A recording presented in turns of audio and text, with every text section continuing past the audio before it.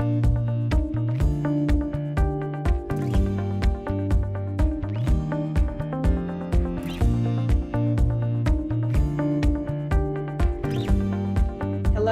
and welcome to our Commerce Reimagined series, highlighting the changemakers, visionaries, and the people who are transforming the way that we are defining commerce today. And we're definitely witnessing a redefinition of commerce today. So I'm extraordinarily pleased to welcome my guests to take us through this conversation. My name is Beth Ann Kamenko, and I am the Global CEO of Geometry. I'll first introduce Rachel Tipograph with the congratulations. Many of you who follow Micmac will have seen her recent Series A funding news and just other announcements that she's been making, and we'll get into that in a moment. I'll turn it over to Arthur Sevilla, who is one of our Pinterest leaders, and we'll talk about what he's doing in that platform as it comes to reimagining commerce and also just the evolution we're seeing take place in marketing today. And one of our clients, Tanu Graywall, who is also here from Allen Company. So a great combination of guests to join me in this conversation. And really what we want to explore is a marketing evolution, but one that we didn't completely write or predict, one that's been driven by the circumstances over the last 5 to 6 months through a pandemic, through social unrest and injustice here in America, but also across the world. And a number of unforeseen forces that are combined with probably some of the more predicted forces that have led to, I think, positive change for many of us here on this call, but obviously to very challenging, trying times. The 3 guests I have today are all with businesses that are faring very well and as leaders who are truly kind of leading the way. So I would like them each to kind of talk a little bit about who they are and the roles that they are in. And then from that, start talking a little bit about how they see that role and responsibility shifting given the challenges that we've all been facing over the last 5 to 6 months. So Rachel, why don't you lead us off? Sure. Thanks for having me again. So I'm the founder and CEO of Micmac. We are an e-commerce marketing and insights platform for multi-channel brands. So if you're a brand where the majority of your e-commerce sales come from places like Amazon, Target, Walmart, Kroger, Drizzly, Minibar, Petco, Ulta, you name it, you'll probably become our client because you live in darkness with e-retail data. And it's been a really wild, almost 6 months during COVID. When I started the company and brought the product to market 3 years ago, the first brands to sign up were beauty brands. Fast forward to the week of March 9th, my entire customer makeup really shifted, and it began to become food brands, beverage brands, alcohol brands, home care brands, all of these brands that overnight experienced a rapid transition from going brick and mortar first to e-commerce first. And they were living in darkness with customer journey data from environments like Facebook, Pinterest, all the way down the road to Amazon, Target, Walmart. And ultimately, they're trying to figure out, how do we find customers who want to buy our product? And then how do we find way more of the people who just bought? And that's what we do day in and day out. Arthur, over to you. Thanks, Beth, for having me. My name is Arthur Sevilla. I'm the head of global vertical strategy and marketing at Pinterest. Pinterest is a visual discovery engine. We're here to help you navigate your interests and to inspire you to take action against those interests. Over the last 3 years, we've been navigating and seamlessly bringing people from inspiration to action. And prior to Pinterest, I spent over a decade on the brand marketing side at Kraft Foods and Mondelez. The latter part of that career was spent in emerging markets launching brands, where I really became fascinated by e-commerce, particularly e-commerce in consumables, where consumers are actually shopping for low consideration, low price point items seamlessly on their phones or on their devices. And I believe the US is finally ready to take advantage of that amazing consumer behavior. Obviously, the pandemic has accelerated that growth, but with partnerships with Geometry and Micmac, and I'm excited for the conversation we're having today. I believe that growth is going to continue to accelerate. Tanu, over to you. Yeah, sure. So my name is Tanu Graywall. I'm the VP of Marketing for Allen. Allen USA is the North American subsidiary of Grupo Allen. Grupo Allen is the largest family-owned home and laundry care company in Mexico. And in the US, we are one of the fastest growing cleaning and laundry products companies. So we're very psyched about that. The newest entrant to our portfolio is a brand called Art of Green. We launched it last year, mainly in response to a white space that we found where green brands were either not affordable or they didn't perform. So Art of Green is really a 98% naturally derived, non-toxic cleaning laundry products brand, which is affordable, and it delivers on all the category performance aspects as well. Apart from that, just really, I think this pandemic has accelerated the demand for products in our categories. And we at Allen take that responsibility really seriously. So we've been, providing a lot of focus on how do we make sure we get the right products in the hand of the right consumers, always keeping retailer shelves stocked. So that's been a big focus for us. So I would love to hear what advice would you have for other brand marketers who are finding this a really challenging time? Arthur, why don't we start with you? Sure. Let's start with the obvious, in that the last couple of months have been an unprecedented time for all of us as humans first, right? As consumers second, and then as marketers third. There are two waves that I'd love to discuss, and that's our COVID-19, our pandemic, and then our social conversation that is incredibly important. And as marketers, I think it's a time to take advantage of change.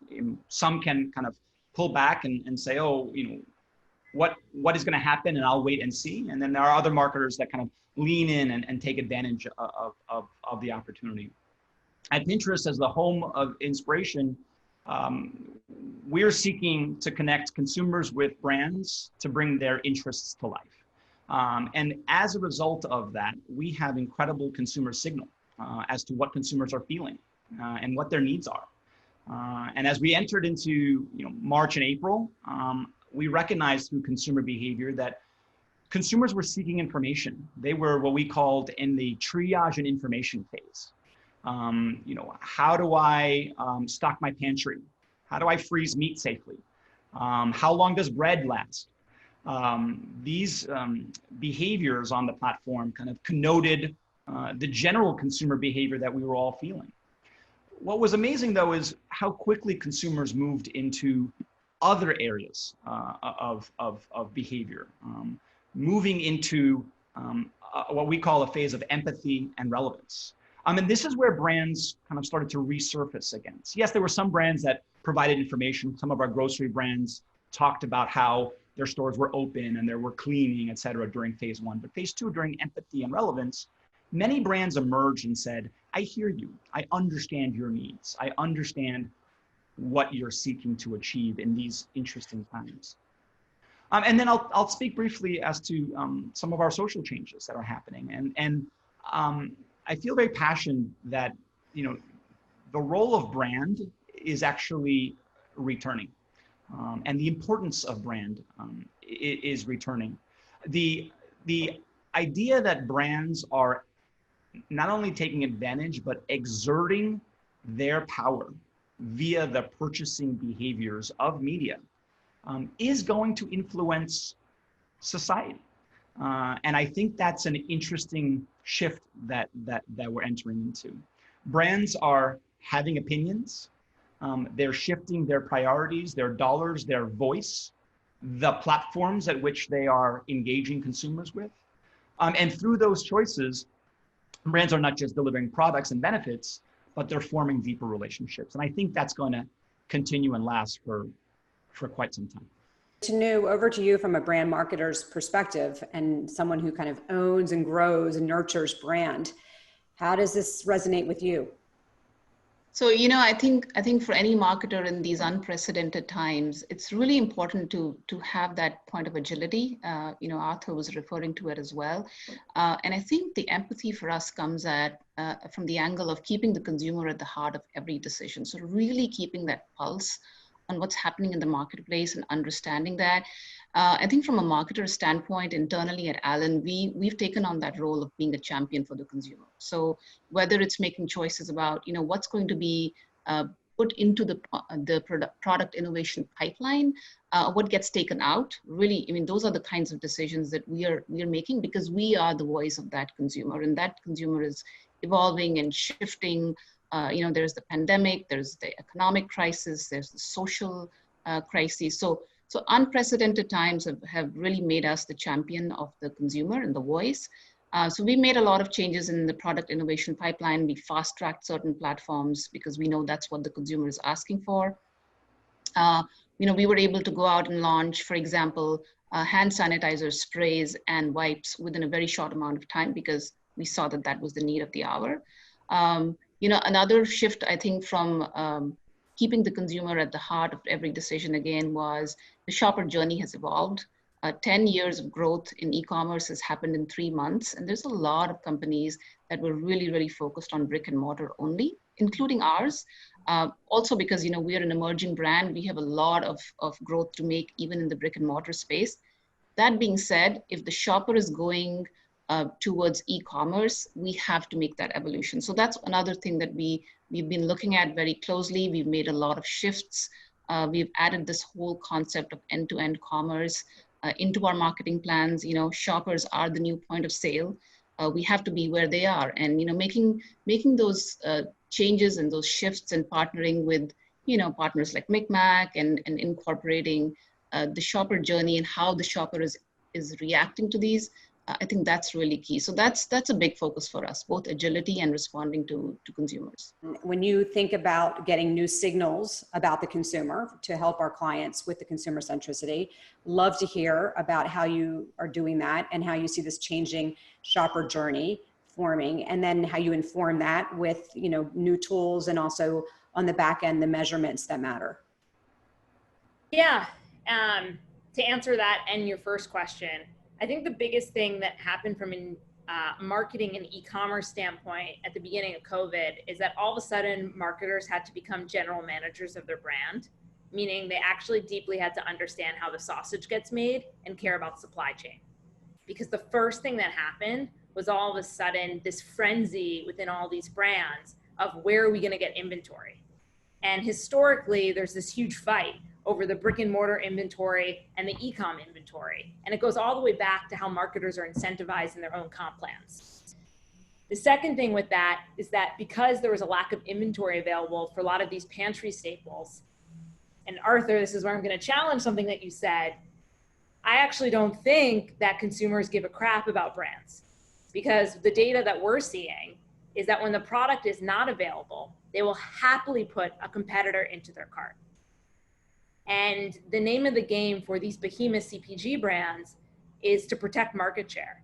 And the way that you protect market share is by ensuring that your product is available. Because what's happening right now during COVID is it's not about wants anymore. It's about needs. And you need diapers right now. So if Pampers are not available, they're going to put Huggies in their cart. So going to your second question, Beth Ann, and when it comes to consumer experiences and the data that matters, from a marketer standpoint, it's such a fascinating time. I've been doing e-commerce for the last 15 years of my life. And before, what I would tell anyone is if you want to drive e-commerce sales, it starts with buying bottom of the funnel media. But today you actually don't have to do that, because consumer demand is there. All you have to do is marry your products to that consumer demand, and they will buy it. And so what you need to do from a consumer standpoint is, one, ensure that you can create frictionless shopping experiences wherever the consumer lives, whether that's Pinterest, paid search, brand.com, you name it. The second is then making sure that your product is available to protect market share. Otherwise, they're going to put a competitor into your cart. And then on the back end, it's using all of those data and insights to optimize in real time. Meaning if you're seeing tons of pent-up consumer demand in Pinterest, but you're not marrying that with a frictionless commerce experience, then you're leaving money on the table. If you constantly see that your products are out of stock at Walmart and you have no way to redirect the customer to Kroger, then you're literally losing market share. And this is the new name of the game for marketers. You do that with the added nuances of cancel culture, a social revolution, Facebook boycott.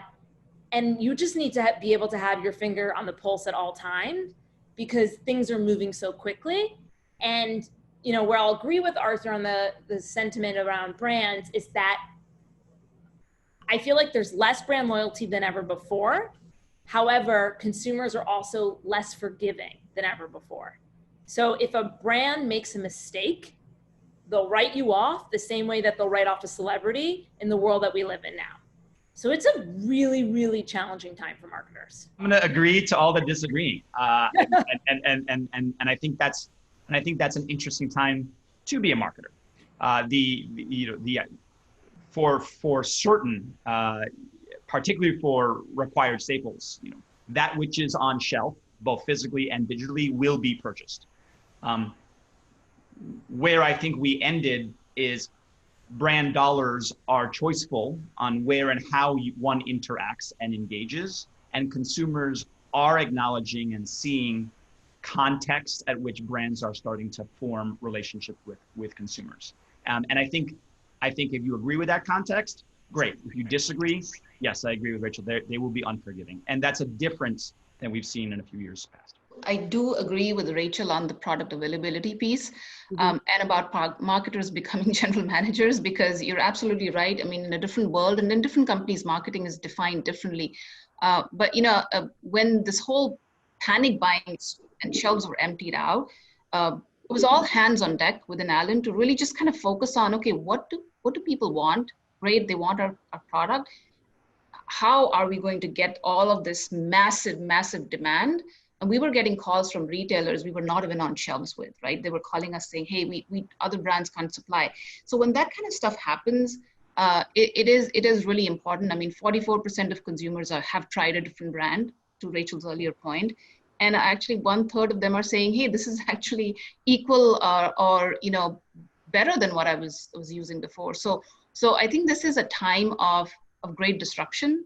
But I think it's also a time of great opportunity. So you know, we took a look at our manufacturing base, our supplier networks, and we said, what can we do differently? What choices can we make? What can we stop making?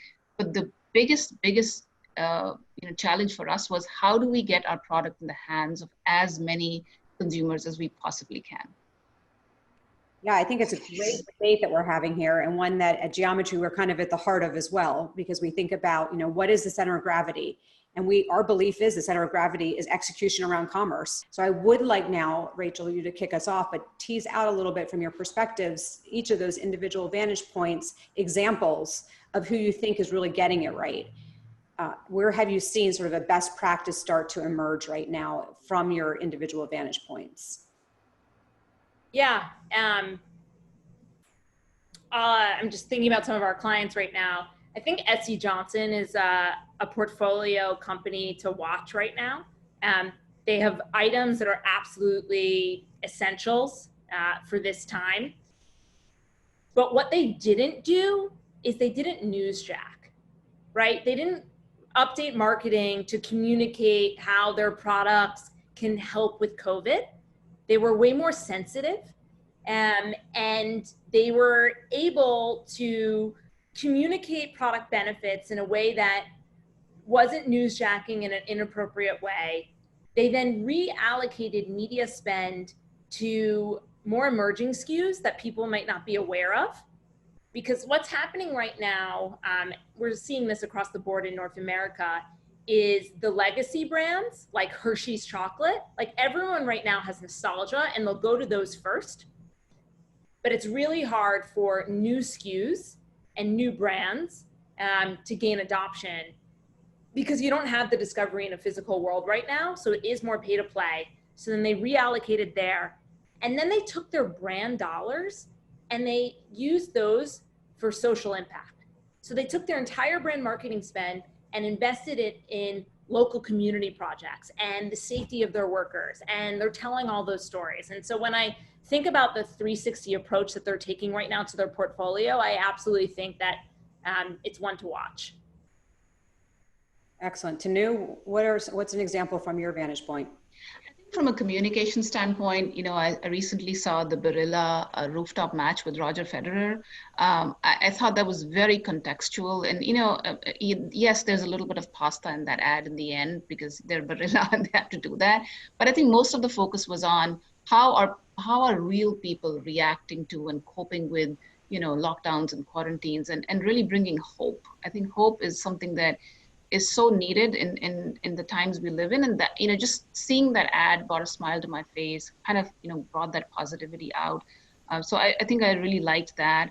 But just going back to what should you do, and I think from an internal Allen standpoint, we put a pause to all of our social media for the first 2-3 months because we didn't want to do the newsjacking. We didn't want to come across as patronizing.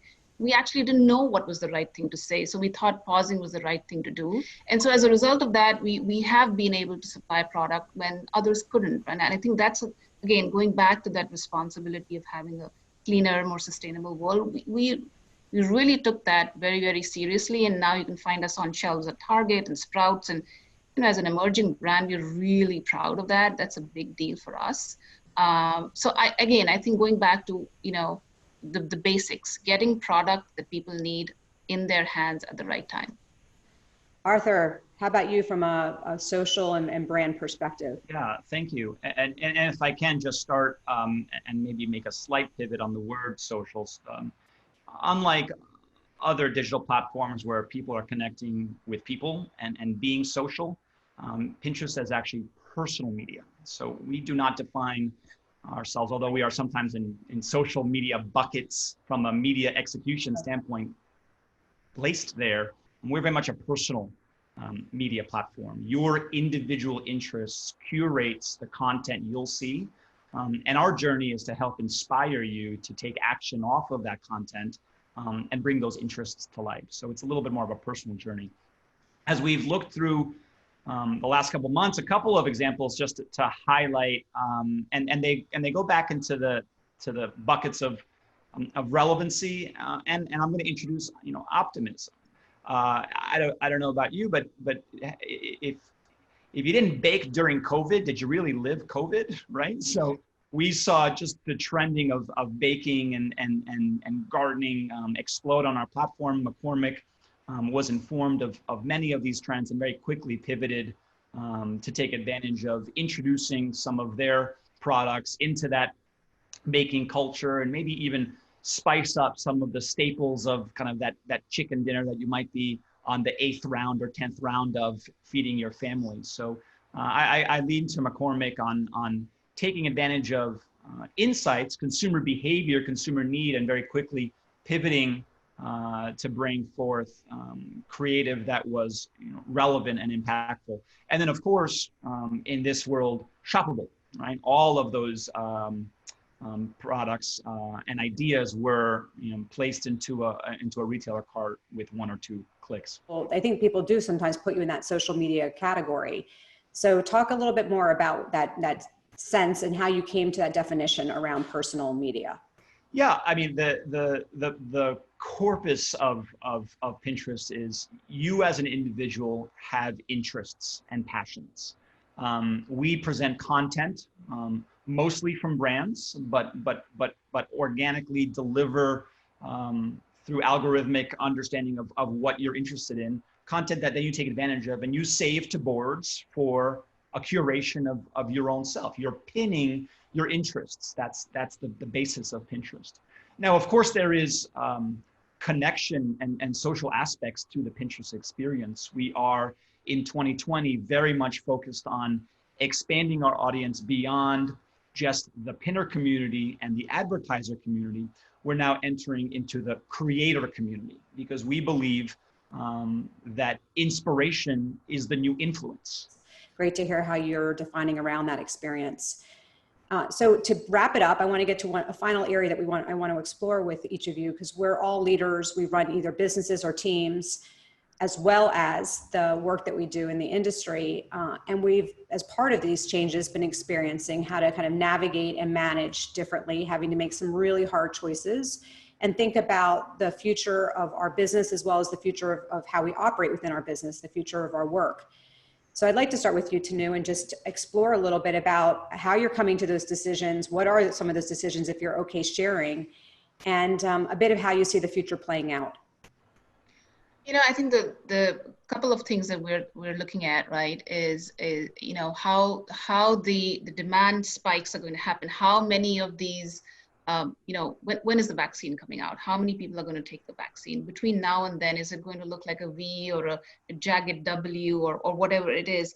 And how do we get ready from a production capability standpoint, right? If we go out and build lots of production capacity today to supply the spike we're seeing, what if that goes away and we're left with a lot of capex we put in? So those are really tough decisions that we're having to make, and it's almost like a daily conversation. And marketing is as hands-on into it because we need to be there. We need to sort of represent the shopper, the consumer in that voice. And so that's one really, really big, opportunity and a challenge for us.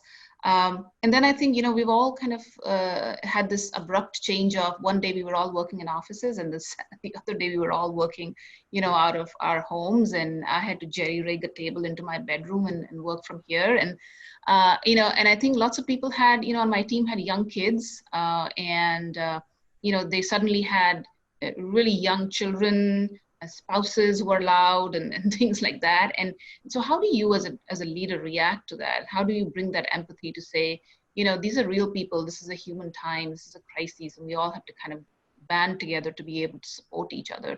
And we've historically been a conservative company, but I think for us to be able to make that shift was phenomenal. And we're having a lot of conversations about the future, about whether do we go back fully, when do we go back, and when eventually everything returns to normal, what does that normal look like? Is it some kind of a hybrid? Because we want to make sure that we have an amazing culture and we don't want to give that up. But does remote working, do you have to make a choice between remote working and having a culture? How do you sort of amalgamate both of them? Those are really big issues for us.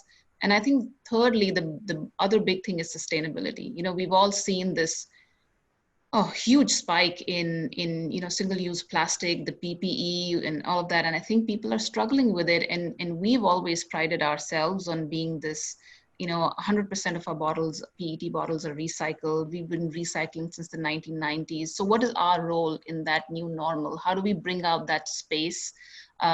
How do we push the boundaries in this new normal that we're living in, where we do need that single-use plastic? At the same time, what do we do to sort of offset that? So those are the conversations we've been having internally. I think one of the benefits we're all seeing from this terrible virus is the fact that our planet is responding with a bit less travel and a bit less of our normal behaviors, taking its toll. So Rachel, over to you to kind of talk about it from your perspective. Yeah, we're a fast-growing startup. Our business has doubled in size since the beginning of COVID, so it's been wild to scale a company remotely. But we've taken it a step further, and we've decided to go fully remote. It's an announcement I made in the beginning of July to the company. And the reason being is our headquarters is currently in Manhattan. We have working parents, we have people living in New Jersey, Connecticut, 5 boroughs, people with compromised immune systems. It's just so much to navigate, and we've proven that we can be quite successful working in the cloud, which is also a privilege. That's not a case for everyone.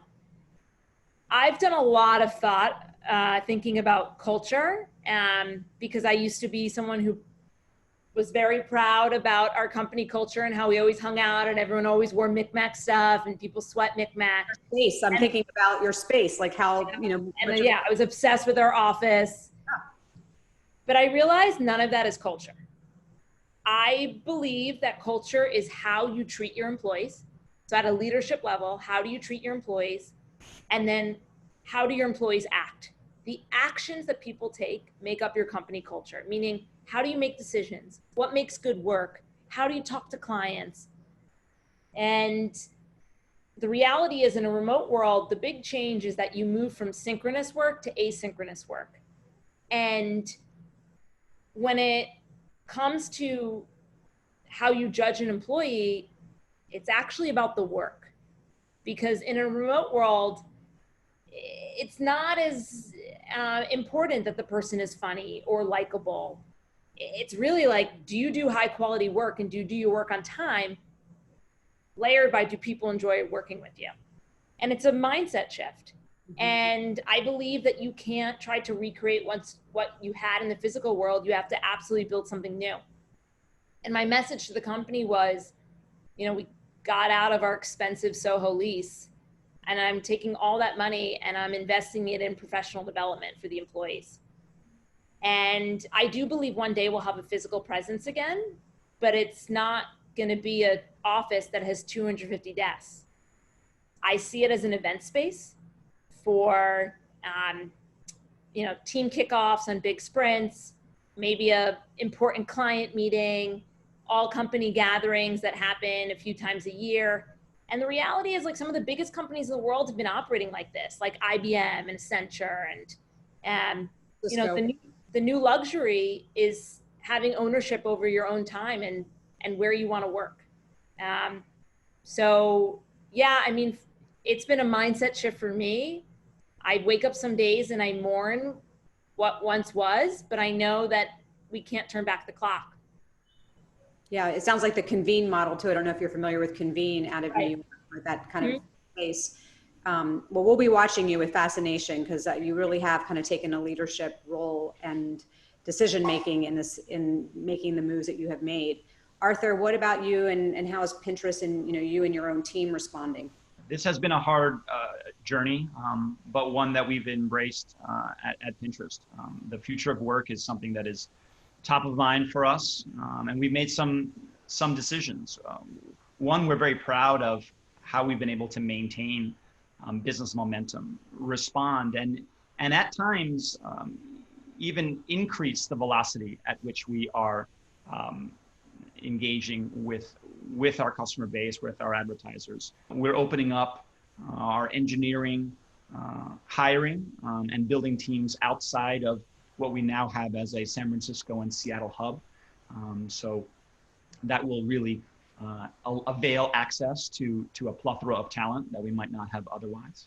So we haven't gone all the way to Rachel's decision, but we have just recently made the announcement that we will be fully remote through the end of August 2021, which is over a year now. Now, of course, some of our offices may be open and we might be using that space selectively for certain groups. And of course, there's fringe cases, but a requirement to enter into an office, we won't have that until at least over a year. And that, again, I think what's important to kind of call attention to was we've made that through the lens of many of our employees being working parents, and we navigated through a child's school year.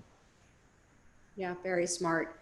I'll just add very quickly from our perspective, not speaking for WPP, but when you think about the size of WPP and sort of that creative collaboration at the heart, it was really hard for us to imagine how this was going to be a sustainable way of working. But with, Miro and other kinds of collaborative boards and spaces now, it's just amazing what we can get accomplished.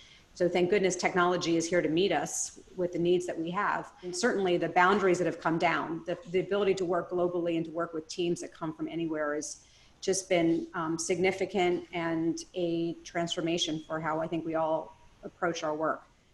So I want to end just very quickly. We don't have a lot of time, but I kind of want that one word from each of you. Maybe one word kind of representing how you've seen these, have felt and experienced these last 5 or 6 months, and maybe that one word that you are looking forward with. So that's sort of your North Star when you think about your own personal rally cry.